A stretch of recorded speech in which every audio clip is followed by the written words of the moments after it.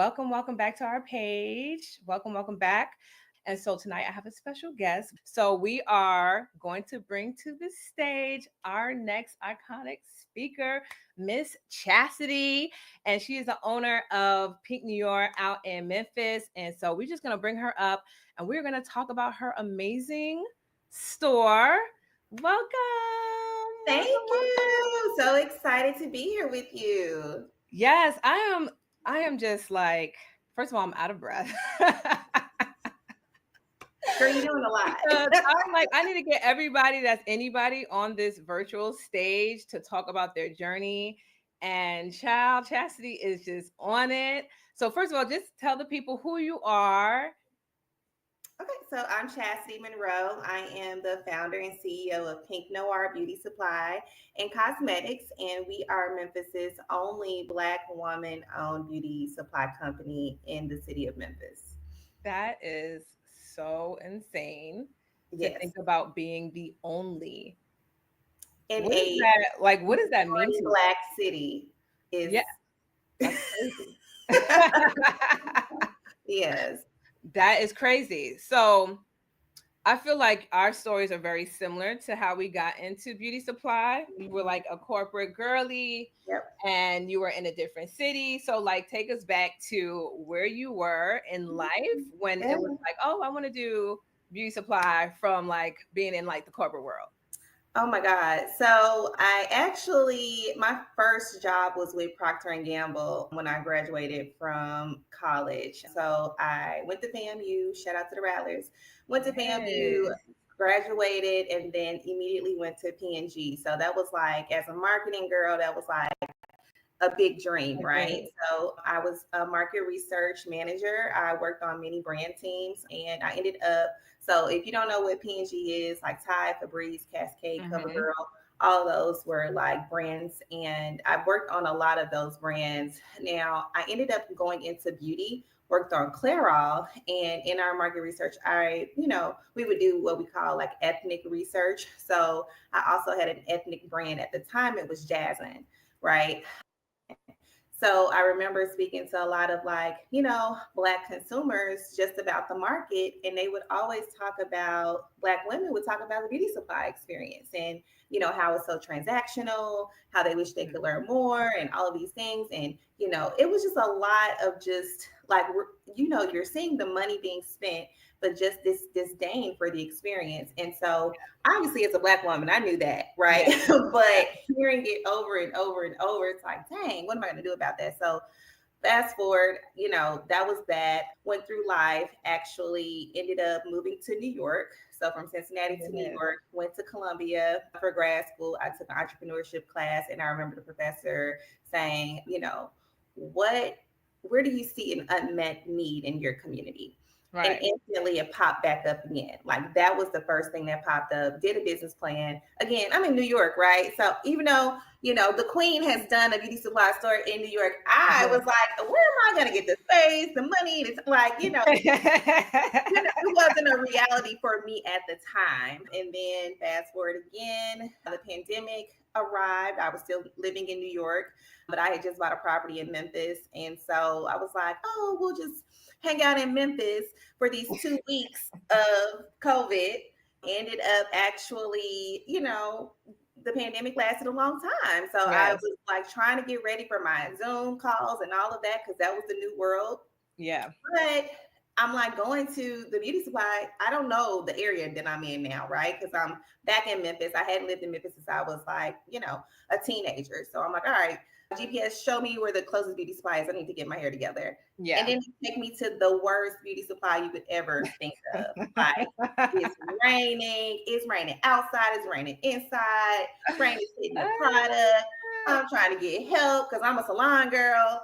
And Yes. nobody, like, I'm like, oh, someone's right next to me. They can help me. They're just making sure I'm not stealing. Right. So I'm like, girl, I am not about to, I'm a professional woman. I'm not like, so I'm like appalled at this point. And it's tens of dozens of Black women in Uh-huh. there. So it was Yep. literally that day. I was like, no, I got to do something about this. And that was it. And lo and behold, thank God for Jesus that the pandemic happened. Mm-hmm. Clubhouse was a whole thing back then, and I Yes. don't know how the algorithm was like made, but I ended up coming in contact with you, and just hearing like your story, how you transformed so many people's lives with just giving them and equipping them with the tools they need to be beauty supply store owners. And I think the rest is history. The So rest is history. So this, but the store that you have now, that was that Korean owned? no, so I did like a little Zoom, or not a Zoom, but like a reel about the store that you saw in that reel, Yeah. that was the store that I actually went to that day. So no, Okay. I Gotcha. actually got a space from scratch. It was an old Payless. Okay. Okay. Okay. Yeah, Okay. Okay. Because and I I saw it, totally I was went. like, oh wow, that is Yeah, so no. So that crazy. that was like everyone was like, "Oh, did you buy that?" So that whole shopping center, I actually did. It's funny. I tried to buy that Okay. exact one, but the entire shopping center was being sold. And Gotcha. so I think it was actually owned by, like, the shopping center was owned by the beauty supply store owners as By the well. Korean. But then Okay. they sold it. Yeah, they sold the entire shopping. So I'm like, okay, I'm not gonna buy an entire shopping center, Right. but here we are. Here we are. Okay. So how many years has it been? Three. It'll be three That's next what I was month. Can trying you to believe count. that? If was it 2 or 3? I felt like I definitely knew it was over 2. Yeah, it'll So be it's three about to next be month. 3 years. What do Wow. you think? 3 years? It has been a ride. It has been, me and my husband were just talking about how we just literally jumped in this thing, like Mhm. just jumped in, didn't know what to expect, how to do it. Thank God for people like you to, kind of like show us the ropes to skip and the ropes to know. But it's been a ride. And I will tell you that more than, I always tell people, it's more than beauty. It's really Oh, about yeah, empowering definitely. our communities, right? Yeah, Like, it's the joy of seeing little Black girls come in there and how they absolutely. look so proud, and they're like, "Oh my God, you're the owner of this You're store." the And I'm like, owner. "Yeah," and Yes. you see the light bulb like going off for Mhm. them, right? So Yeah. it's if there's been anything, it's not been, oh, I'm like making all this money, and it's more so knowing that I'm able to empower the community in that way. And Yeah. then, one of our, so we partner with this camp, and we, give them supplies and things. And she Love told me that. this story about how she went to her local beauty supply asking for things to be donated. Now, this is someone she goes to more regularly than me. Mhm. And do you know, they were like, no, we don't give. Mhm. Absolutely. I believe that. And I was like, that's Mhm. insane. So to be able to be in this position, right? To be able to recirculate those Mhm. opportunities, dollars, Absolutely. upskilling women. I mean, that to me has been like the wildest ride. And just learning, right? Because I'm not a cosmetologist. So Right. I've learned so much. And it's just been an awesome opportunity that, God and the people of Memphis have been willing to support me as I have learned. So it's been great. Yes. I love that. And one thing that you said, I think, like, I'm always telling people about, like, I feel like what we do specifically in this industry is really unlike any other modern industry, where it's like we're still kind of like in that civil rights movement, where it's like it's you're the only one in the Mhm, whole like city that has mhm, this type of business. mhm. And so for us it's way beyond It the money. is. It It's is. more like we're those pioneers, right? That's like setting the path for other people to come behind us. And then you mentioned the young girl.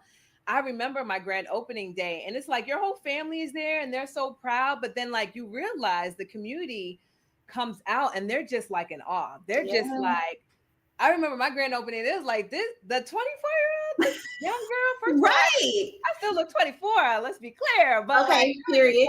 like, yeah, what? You? Yeah. I was like, yes. And Yeah. for you to have done that at such a young age is still so beyond me. In New York is just Crazy. It is crazy. absolutely crazy. And I think about, yeah, being very, very young, I think for me, what I was battling back then, like almost 20 years ago, was the fact that I was walking in these spaces and I felt like they see like a young girl more than they saw a black girl. They saw Yep. it like, so I was like dealing Yep. with ageism, Yep. Yep. sexism, racism, because my mentor at the time was like this older Guyanese dude. So he came in, he was talking the way he was talking, he was rough with Mhm. the Koreans. And I was like, oh, I'm supposed to come behind that? Like, but Right. yes, Right. you are supposed to come behind that. So we'll And talk about like the way you've dealt with the people we have to deal with in this yeah, industry. Like, I literally how just has it been for you? I just went through something literally within the last week, like with a vendor, right? And so it's so funny when I first started, I was like, I'm gonna be smart. I'm gonna get like a Korean assistant, and then he's gonna be, I'm thinking I'm gonna like jump through these. And it was cool up until, of course, you got to still give the owner's information. And Right, we're like, absolutely. what? Wait a minute. Yeah. What? So, Yeah. at the end of the day, you still have to, face these things head on, right? And so, even for me, I literally had an order, and you know how it is. First of all, with all the tariffs going on, it's just a Yeah, it's lot crazy. that's happening. And we've gone viral a few times. So, people have come into the store, and we're not used to that kind of volume, right? So, we're Mm-hmm. out of a lot of things. So, I'm like, okay, I need my things. I need my things, and they're Yes. just playing around. They're like jerking me around. Yeah. It is so uncomfortable too, right? Because you're kind of at their mercy. Because if you Yeah. don't have certain things, then it delegitimizes you as a beauty Yeah. supply store, right? But at Yep. the same time, it's just like, like I'm trying to give You're y'all business, and trying.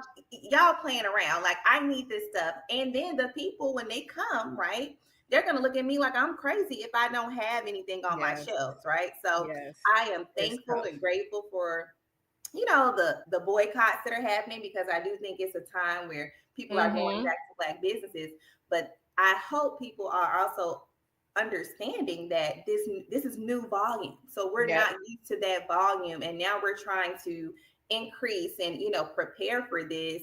And there's still tariffs. There's still Yep. the thing. You know how it's a back and forth game, with the vendors every single time. And I had an order in 3 weeks ago that just got released. That's Like, crazy. yeah, and I still don't have one of the biggest vendors. Like, I still don't have one of the biggest hair vendors, just Mm-hmm. because they don't want to give it to me. But where there's a will, there's a way, There's a right? way, child. That's why community, having mentors, all of that is so important. Yes. So you mentioned the boycotts. And what I want to say, first of all, is I think you were one of the few beauty supply business owners that I saw actually talk about the DEI shutdown and its impact on big box retailers, but the impact on Black owned brands. And obviously, we carry a lot of Black owned brands. We try to Mm-hmm. anyway. Mm-hmm. And so I don't know why I didn't see more store owners talk about that. I don't know. Were y'all scared? What was that? I feel like I can count on one hand I how mean, many Black owned beauty supply store owners spoke out and spoke yeah, up. yeah. And I was just like, that's odd. So what made you speak up? Mm-hmm. So I think you did a live, right? Or a I post. did. I Yeah, you did. did a whole live. Child, she did a whole live.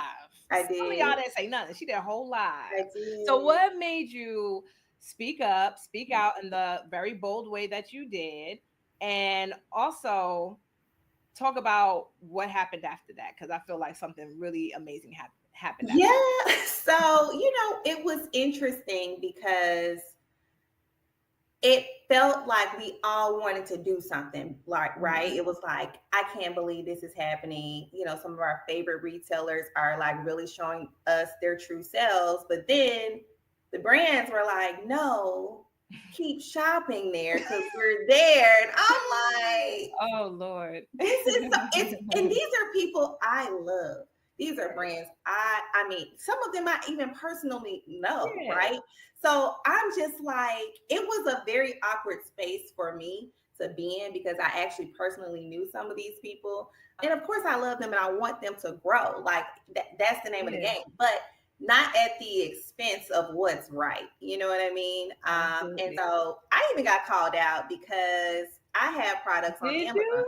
Yes. Oh my gosh. So I have products on Amazon and Oh, they're like, wow. well, you need to take all of your products from Amazon if that's the case. And I'm like, well, listen, I'm not telling people to still go to Amazon. You can come on my website, you can come in Yeah. store. There's a lot of other ways. So if we out like last week, there was a Amazon, like we're not shopping Amazon.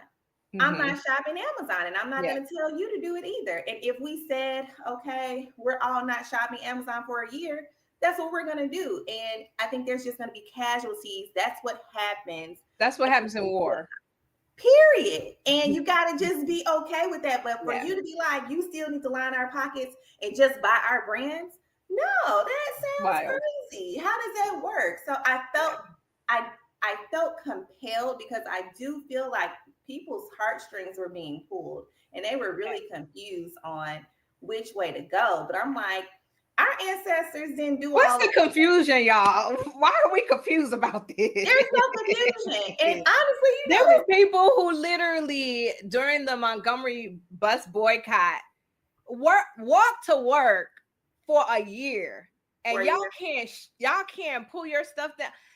Can you imagine having to walk For years. miles for a year? And you Y'all know, can't a even lot of our turn off the ancestors TV were, and boycott what you call Super Bowl for a year. and you know, a lot of our ancestors then they were doing like housework. It wasn't like you were Yes, just walking to get on a right. computer. You're walking and you're Yes. really, really working, Yeah. washing clothes, doing whatever. And then like Yes. now, if we can't even just not go to Target, and we We can't. can't just not go to Target. It's insane. So I felt the need to remind people why Target was chosen too, because Target had been Yes, that was so also such a good point. Like, I yeah. don't think people understood what the background was.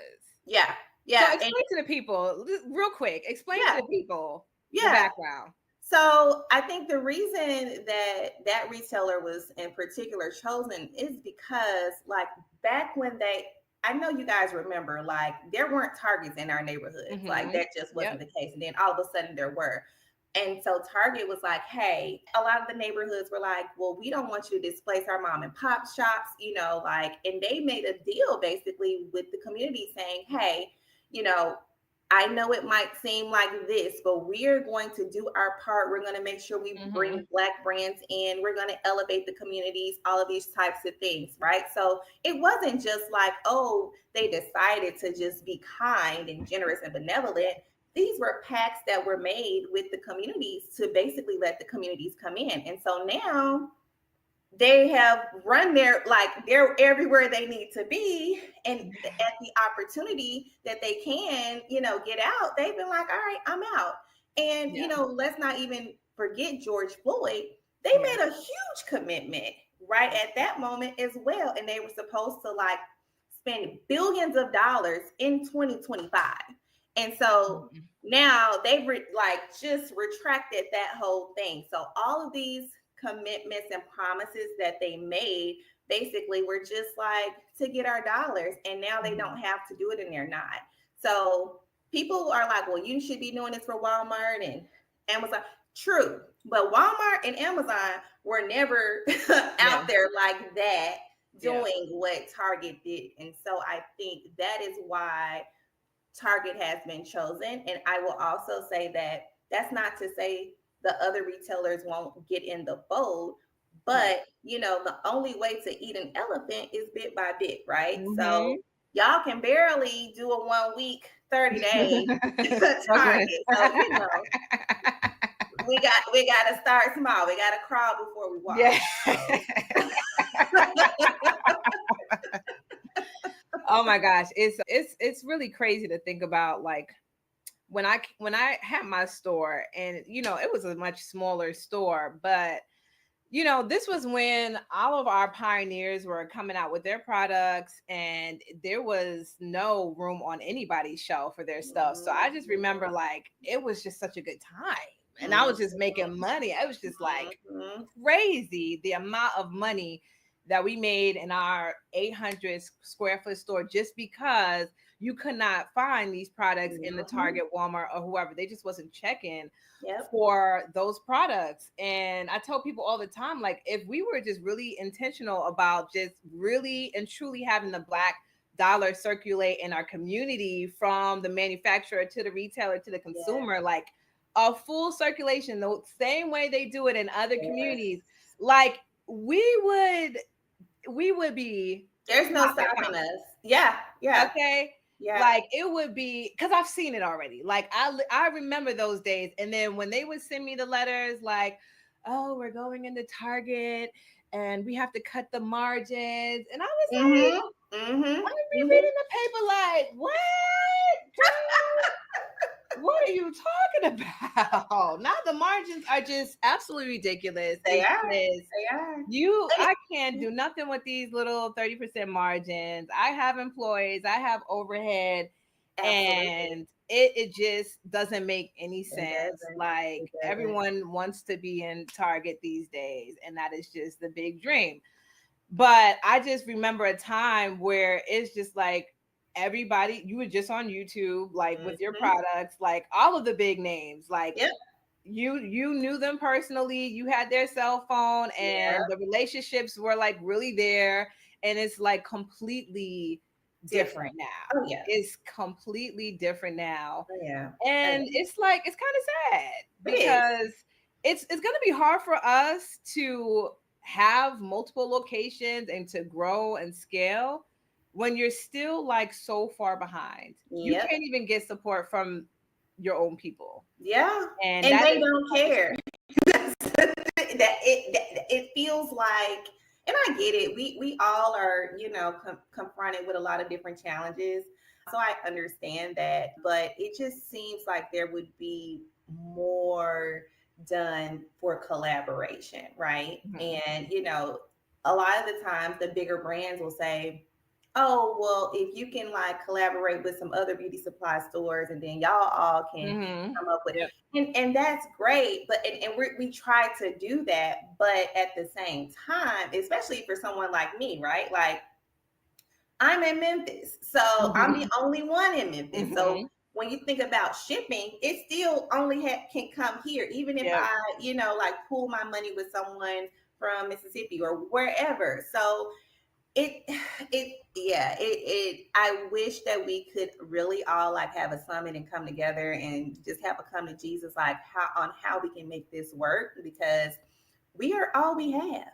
And I don't know when people are going to realize that, but that's just what it is. That's it. We're all we have. We are all we have, which is so true. So let's talk a little bit about what happened after you went live, and you made a couple of posts about some of the successes that you've seen, which were amazing. So talk more about that. Yeah, so it is interesting. So after I kind of, started talking about that, I definitely saw the business, coming in, which was great. And it was so funny because the day before I was on Facebook, and so I'm just looking at people's posts about the boycott and this and that, and I'm like, oh God, these people are thinking they're not supposed to shop anywhere. They're supposed to shop Black. So I'm like, listen, y'all just tell me if I need to be closed, I can save on my payroll. It's fine. Just let me know if I need to be open or not. Like, I literally put that on my Facebook, and people were like, no, we're shopping. And legitimately, that day was like my biggest sales day of the year. Thank God. And I didn't even, it was just me, because I'm thinking nobody's gonna come in here. Y'all, we had lines out the door. Like, the line for so long. Glory to God. Yeah, God is good. I mean, I was, when I tell you, I was so shocked and appreciative, because it just was overwhelming. And then after that, a young lady came in, Allie. She did like a quick TikTok, like just showed the store. She put it on TikTok. That got over 650,000 views, That is 23,000 comments. insane. Yeah, so it was just all these viral moments started happening after that. So, I think God was nudging me to kind of say what I said about the boycotts. And I do think that, I am seeing those rewards and just being obedient. So thank you, God. Thank you, Memphis. Thank you. And then even online orders, people were like, hey, I don't live in Memphis, but I'm going to support you. And they were going Yes. online buying our products. So I'm just grateful. And it is just a blessing to see your people come and support you in that way. So, Yes, I love that. And y'all heard what she said, like viral, being you have to like be out there because there's so many people. There's so many people that I have to coach on just turning on the camera and just yeah. going on social media and just showing up. Chastity out here dancing on the camera, y'all. With my Okay, so short. y'all can't even get y'all to turn the camera on and just tell the people who you are. Yeah. Okay, you have Janice, to I'm not show gonna lie, up. it does take a lot. Like I hated it. I'm like, I why hate do it I too, have but it's a part of the job, it y'all. It's is. just literally a It is. part of the job. It Y'all is. got to It turn the is. camera on. It is. And I come on the camera looking crazy all the time. I'm just like, whatever. I'm just gonna get out there. And people are so used to these creatives with their beautiful Yeah. hands. We Baby, I don't have time for that. I'm don't have not time. Just turn the camera on and just gonna talk. turn it on and talk. And people want to know who you are. They want to root Yes. for you. And so when you just hide behind a business, some people are great at like marketing their, companies that way. But for us, especially, I've had people say, oh, you shouldn't promote that it's a Black woman owned business. I'm going to promote that because I need you to know who I am, what challenges I have, and why I'm Absolutely. here. And I can only be my authentic self. So that's what you see, and it's all over the place because I'm, a million things. You So are. we're not a monolith, but you're gonna get all of that, when you come to the Pink Noire page. Yes. Love it. Love it. Love it. So this was such a good conversation, y'all. And we are going to wrap it up here, y'all. So tell the people really quick where they can follow you as well. Yeah, so we are on pretty much all the handles, pink underscore, so PINK underscore NOIRE, Pink Noire. So we're on Facebook, we're on Instagram, we're on TikTok, we're on Pinterest, we're on everything, All the YouTube, things. all the things. So yes, come see us, Pink. And we also have our website, which is pinknoire.com, PINKNOIRE.com. All right, y'all. Thank you so much for tuning in tonight.